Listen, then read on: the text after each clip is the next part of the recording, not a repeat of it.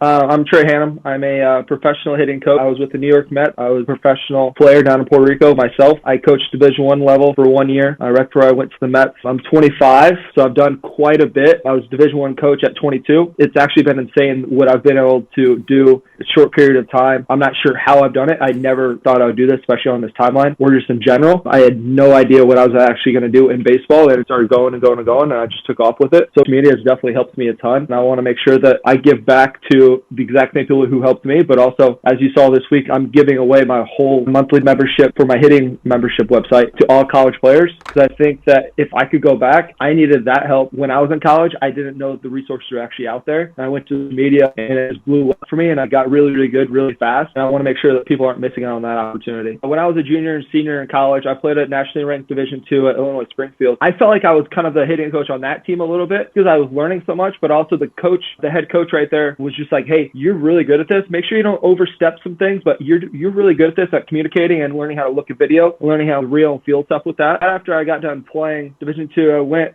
to Puerto Rico and played a summer. I came home, did some training just as like a little side job, and I was actually like talking to my fiance, talking to my parents. I was like, actually, I hate to say this, but I love coaching more than I actually do playing. My dad was a high school basketball coach in my area, so he's still coaching, still doing all that. I actually love coaching more than I actually do playing, and I really wanted to make sure that I could get into that and not leave some of the opportunities that I actually have right there. So I got a call from the local Division I. Like, Trey, we love everything you've done. We love your opportunity of being able to still feel like you can play, which will give the authenticity that you can with the players, that they know that you're not some old dude who is just trying to talk.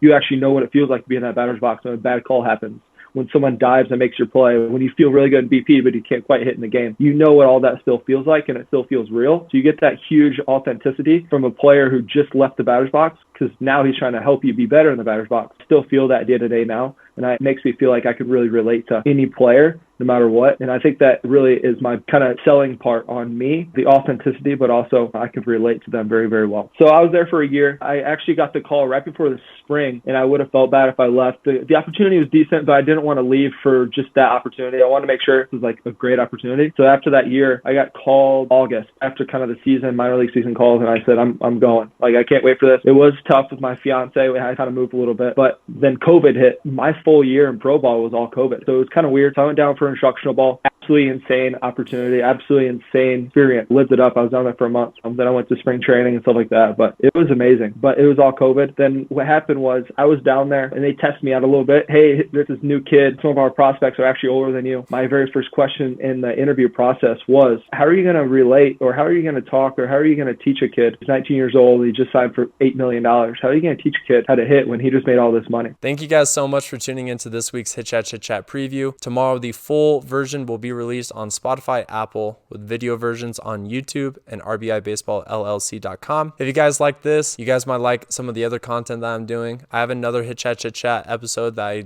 release every Sunday. That is a group discussion that I do with instructors from all across the country. I also have an MLB podcast that I do with some former college teammates. That's done every Monday night. You guys are able to tune in to the live versions of these on twitch.tv/RBI_baseball_LLC. And you guys can check out any other content that I'm doing at RBIBaseballLLC.com. Thank you guys, and tune in tomorrow for the full episode.